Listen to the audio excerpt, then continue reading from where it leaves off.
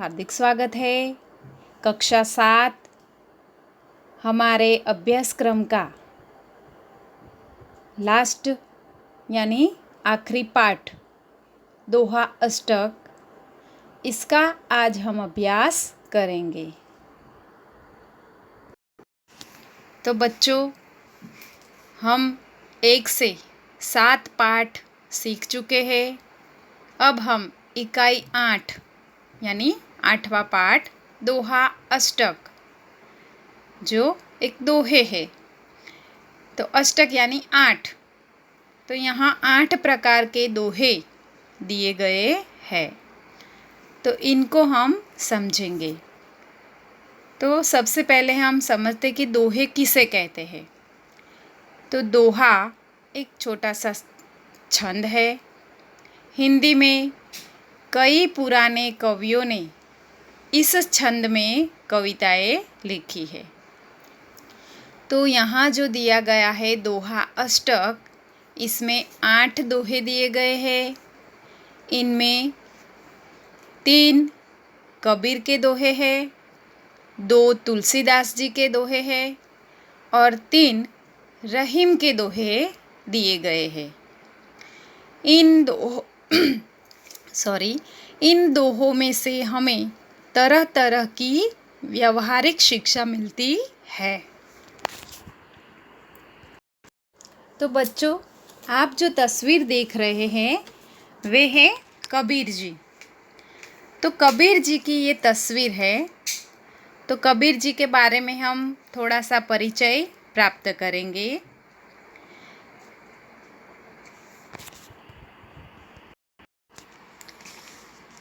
तो कबीर जी ये 15वीं शताब्दी के कवि है। ये बड़े संत थे। इन्होंने हिंदू और मुसलमानों को उनकी गलतियों के लिए फटकारा है और दोनों को हिल मिल कर रहने का उपदेश दिया है। तो कबीर जी ने हिंदू और मुस्लिम दोनों को भाईचारे से रहने के उपदेश दिए हुए हैं। उनके जो दोहे हैं वो हम आगे देखेंगे। उसके बाद है तुलसीदास। तो मैं आपको उनका भी चित्र बताती हूँ। तो ये है तुलसीदास जी। तो तुलसीदास जी ये 16वीं शताब्दी के सुप्रसिद्ध राम भक्त कवि है। इन्होंने रामचरितमानस नामक सुप्रसिद्ध ग्रंथ लिखा है। इसके बाद हम रहीम जी का परिचय प्राप्त करेंगे। तो ये है हमारे रहीम जी। तो उनके बारे में हम थोड़ी जानकारी प्राप्त करेंगे। तो रहीम जी का पूरा नाम क्या था? अब्दुल रहीम खान खाना। अब्दुल रहीम खान खाना। ये बड़े उदार और अनुभवी थे। हिंदी में इन्होंने बहुत ही सुंदर दोहे लिखे हैं। तो ये तीनों कवि जिन्होंने हमें हमारे 8वीं जो इकाई है इसमें इन तीनों कवियों के दोहे हमें आज अभ्यास करने हैं। तो इसके बारे में हम सीखेंगे कि उन्होंने उनके दोहों द्वारा हमें क्या व्यवहारिक शिक्षा दी है। तो सबसे पहले हमने देखा कबीर जी। उसके बाद हमने देखा तुलसीदास जी और अंत में हमने देखे रहीम जी। तो इन तीनों के दोहे के अभ्यास करते हैं। तो सबसे पहले हम कबीर जी के 3 दोहे जो दिए गए हैं उनका अभ्यास करेंगे। सबसे पहले देखते हैं नंबर 1। बड़ा हुआ तो क्या हुआ, जैसे पेड़ खजूर, पंथी को छाया नहीं, फल लागे अति दूर। तो बड़ा हुआ तो क्या हुआ, इसे हम राग में भी गा सकते हैं। जैसे बड़ा हुआ तो क्या हुआ, जैसे पेड़ खजूर, पंथी को छाया नहीं, फल लागे अति दूर, फल लागे अति दूर। इस तरह हम इसे गा भी सकते हैं। ठीक है, तो अब हम इसका भावार्थ समझेंगे, यानी कि दोहों का अर्थ। कि बड़ा हुआ तो क्या हुआ, जैसे पेड़ खजूर, पंथी को छाया नहीं, फल लागे अति दूर। तो कबीर जी इस दोहे के द्वारा हमें क्या कहते हैं? तो वो कहना चाहते हैं कि बड़ा होने से किसी व्यक्ति का महत्व नहीं बढ़ जाता। और इसके लिए उन्होंने खजूर के पेड़ का उदाहरण दिया है कि खजूर का पेड़ बहुत बड़ा होता है। तो बड़ा होने से क्या होता है, क्या लाभ? उससे मुसाफिर को, पंथी यानी मुसाफिर, तो खजूर के पेड़ से कोई लाभ नहीं होता। वो बहुत बड़ा होता है, लेकिन उसके बड़े होने से कोई लाभ नहीं होता, क्योंकि वह मुसाफिर को छाया नहीं दे सकता। और उसके जो फल होते हैं वो भी बहुत ऊंचाई पर लगते हैं। यानी कि उसके जो फल होते हैं, जो हम खजूर खाते हैं, वह उसके फल कहलाते हैं। तो खजूर के पेड़ के जो फल होते हैं वो हमें सरलता से प्राप्त नहीं होते। तो इसका अर्थ हम ऐसे समझ सकते हैं कि बड़ा होने से किसी का महत्व नहीं बढ़ जाता। खजूर का पेड़ बहुत बड़ा है, पर उससे क्या लाभ? उससे मुसाफिर को छाया नहीं मिलती और उसके फल भी बहुत ही ऊंचाई पर लगे हुए होते हैं, जो किसी भी व्यक्ति को सरलता से प्राप्त नहीं होते। तो इस तरह कबीर जी इस दोहे द्वारा हमें समझाते हैं। दूसरा दोहा देखते हैं। साधु ऐसा चाहिए जैसा सूप सुभाई, सार सार को गही रहे, थोथा देई उड़ाई। तो साधु यानी सज्जन व्यक्ति। तो सज्जन व्यक्ति के बारे में कबीर जी हमें कहते हैं कि सज्जन व्यक्ति कैसा होना चाहिए। तो सज्जन व्यक्ति सूप जैसे स्वभाव वाला होना चाहिए। सूप यानी हम जो अनाज के अंदर से कचरा अलग करने के लिए उपयोग में लेते हैं। तो साधु ऐसा चाहिए जैसा सूप सुभाई। तो सज्जन व्यक्ति ऐसा होना चाहिए, यानी सज्जन पुरुष सूप जैसे स्वभाव वाला होना चाहिए। सूप यानी अनाज साफ करने का एक साधन, और सुभाई यानी स्वभाव। तो उसका स्वभाव कैसा होना चाहिए? सूप जैसा। तो सार सार को गही रहे, थोथा देई उड़ाई। सूप अच्छे अनाज को अपने अंदर रख लेता है और कचरे को बाहर फेंक देता है। थोथा देई उड़ाई। थोथा यानी कचरा, निकम्मा कचरा, तो जो हमारे काम का नहीं ऐसा। और सार सार को गही रहे। सार यानी तत्व, असली वस्तु।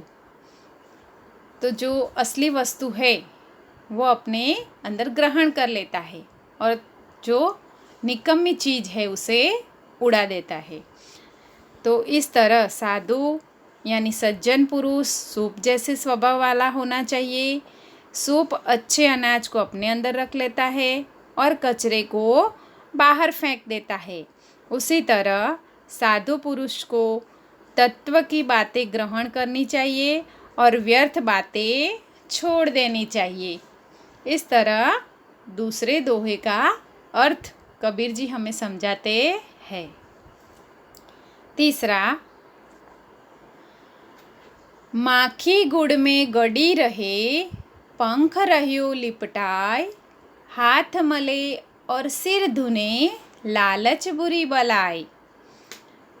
तो माखी गुड़ में, तो यहाँ कबीर जी कहते हैं माखी यानी मक्खी, गुड़ खाने की, जो एक खाने का पदार्थ। तो जो माखी है वो गुड़ खाने के लिए गुड़ पर बैठती है और उसमें फंस जाती है। उसके पंख गुड़ में चिपक जाते हैं।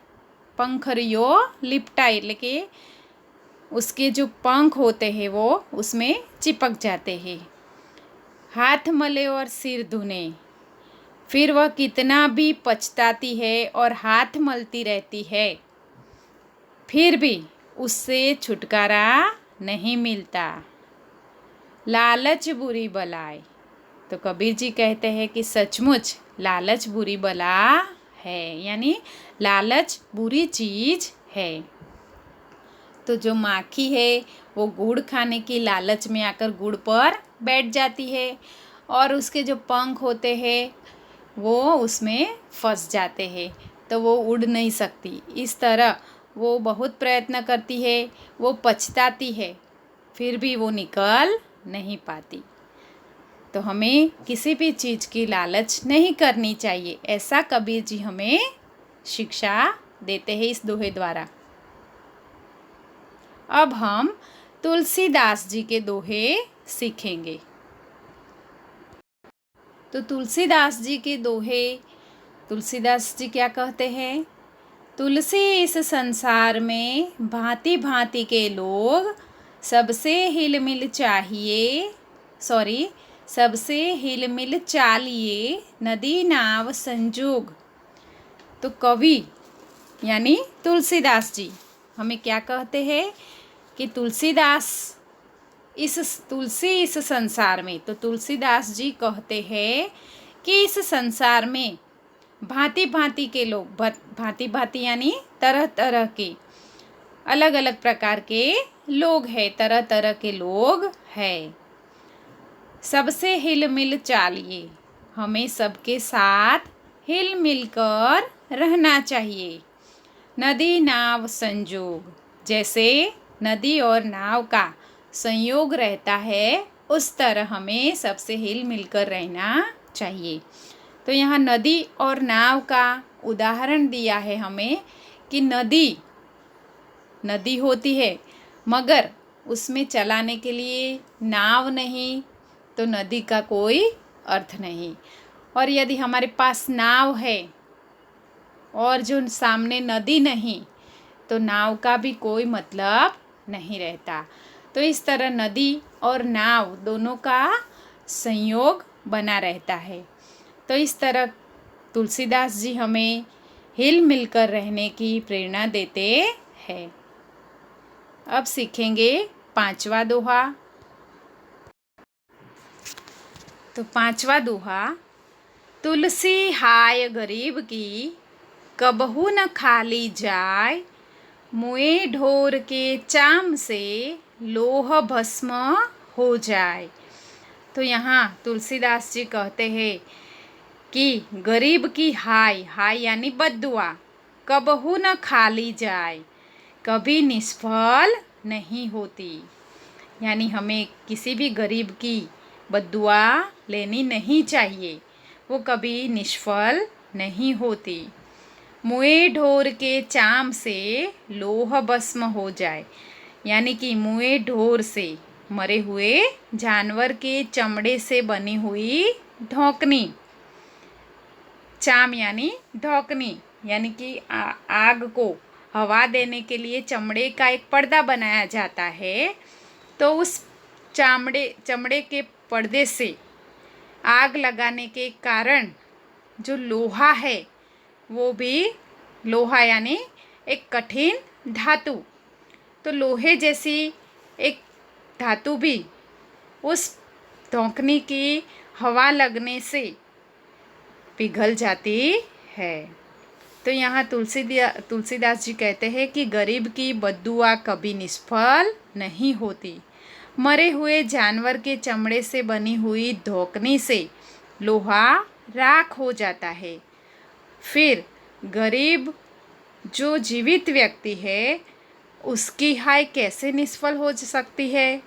तो इस तरह तुलसीदास जी हमें सीख देते हैं कि कभी भी हमें किसी गरीब को परेशान करना नहीं चाहिए। अब हम रहीम जी के दोहे सीखेंगे। तो रहीम जी हमें क्या कहते हैं कि रहीमन धागा प्रेम का मत तोड़ो चटकाए, टूटे से फिर ना जुड़े, जुड़े गांठ पड़ जाए। तो रहीम जी कहते हैं कि प्रेम रूपी धागे को खींचकर झटके से मत तोड़ डालो।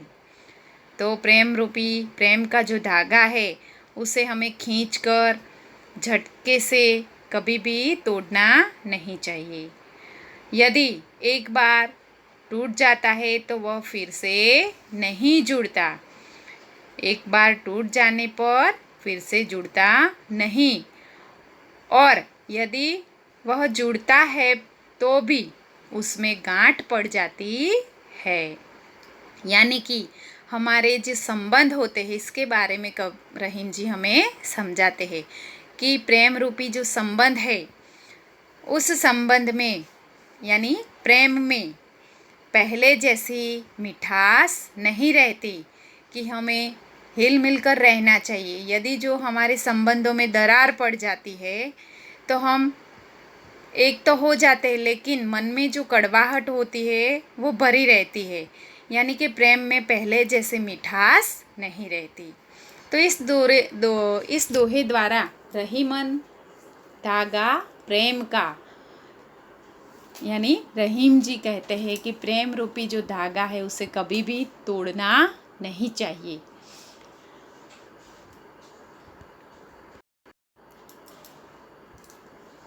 सातवां दोहा, तरुवर फल नहीं खात है, सरवर पियहि न पानी, कही रहीम पर काज हित, संपत्ति संचही सुजानी।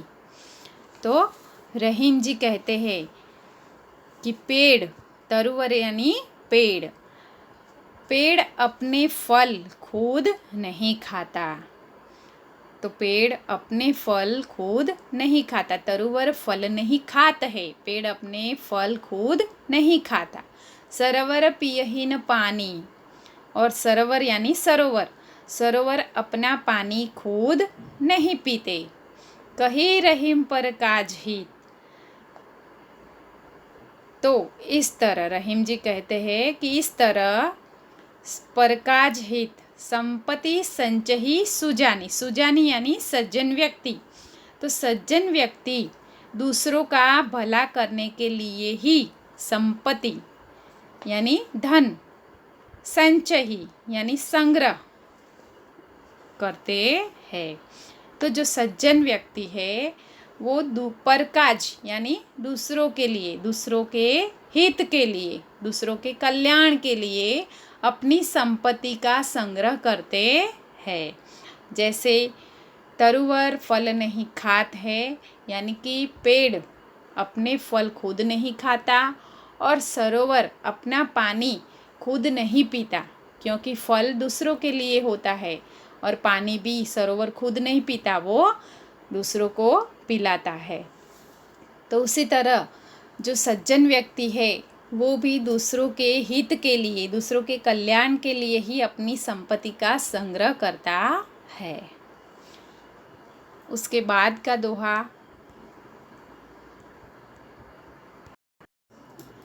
8वां दोहा, रहीमन देखी बड़ेन को, लघु न दीजिए डारी, जहाँ काम आवे सुई, कहा करे तलवारी। तो इस दोहे में रहीम जी कहते हैं कि बड़े लोगों को देखकर, रहीमन देखी बड़ेन को, ले बड़े लोगों को देखकर, लघु न दीजिए डारी, लघु यानी छोटा। तो बड़े लोगों को देखकर यानी बड़े लोगों से प्रभावित होकर छोटे लोगों को जो छोटे लोग होते हैं उसकी उपेक्षा मत करो। यानी छोटे बड़े को देखकर छोटे को फेंक दीजिए मत। जहाँ काम आवे सुई, तो जहाँ सुई काम आती है, कहा करे तलवारी, तो वहाँ तलवार काम नहीं आती। तो रहीम जी कहते हैं कि रहीम जी कहते हैं बड़े लोगों को देखकर उनसे प्रभावित होकर छोटे लोगों की उपेक्षा मत करो। जहाँ सुई काम आती है वहाँ तलवार कुछ नहीं कर सकती। तो इस तरह इन 8 दोहों में हमें व्यवहारिक शिक्षा मिलती है। 3 दोहे 3 दोहे कबीरदास जी के हमने सीखे, 2 दोहे तुलसीदास जी के और 3 दोहे रहीम जी के।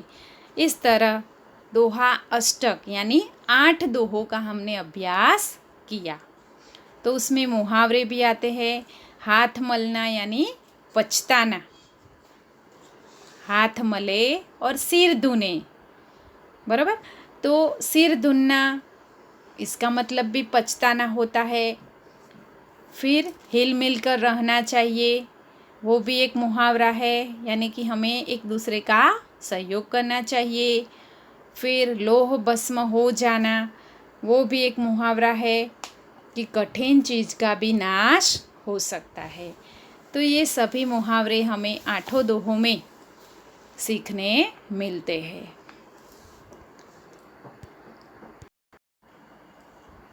तो बच्चों, आपको इन 8 दोहों को ध्यानपूर्वक अपनी पाठ्य पुस्तक में से पढ़ना है और उसे कंठस्थ करना है।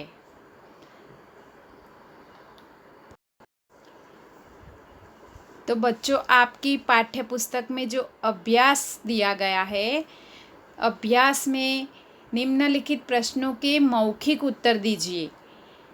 तो यदि परीक्षा में पूछे जाए तो आपको आने चाहिए। तो पहला प्रश्न है कि बड़े लोगों की संकुचित मनस्थिति व्यक्त करने के लिए खजूर के पेड़ का उदाहरण क्यों दिया गया है। तो उसका आंसर आप क्या लिख सकते हैं। तो आपको लिखना होगा कि खजूर का पेड़ बड़ा होता है पर उससे पथिक को न छाया मिलती है और न ही उसके फल मिलते हैं। उसी तरह बड़े लोगों की मनोवृत्ति संकुचित होती है, उनसे दूसरों को कोई लाभ नहीं होता। दूसरा प्रश्न है कि साधु पुरुष कैसा होना चाहिए, क्यों। तो वो भी हम सीख चुके हैं कि साधु पुरुष सूप के स्वभाव वाला होना चाहिए, क्योंकि सूप सारयुक्त वस्तु यानी कि अच्छे अनाज को ग्रहण करता है और जो कचरा है उसे बाहर फेंक देता है। तीसरा प्रश्न है तुलसीदास सबसे हिल मिलकर रहने को क्यों कहते हैं। तो वो भी हमने सीखा है कि तुलसीदास सबसे हिल मिलकर रहने को कहते हैं क्योंकि उससे हमें सुख, शांति और सुरक्षा मिलती है। चौथा प्रश्न है कि आप गरीब लोगों की मदद कैसे कर सकते हैं। तो वो भी हम लिख सकते हैं कि हम गरीब लोगों के बच्चों को पढ़ाकर उनकी मदद कर सकते हैं और पढ़ाई में आने वाली उनकी समस्याओं को दूर कर सकते हैं।